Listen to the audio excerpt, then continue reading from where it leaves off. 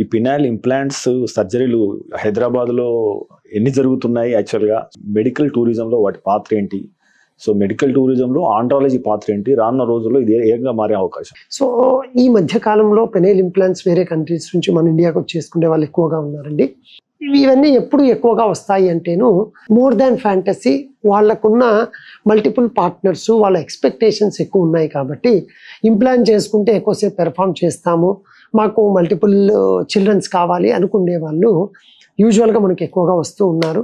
So even మన హైదరాబాద్లో కూడా మీరు అంటే మెడికల్ టూరిజం అనేది ఎక్కువగా స్టార్ట్ అయిపోయింది.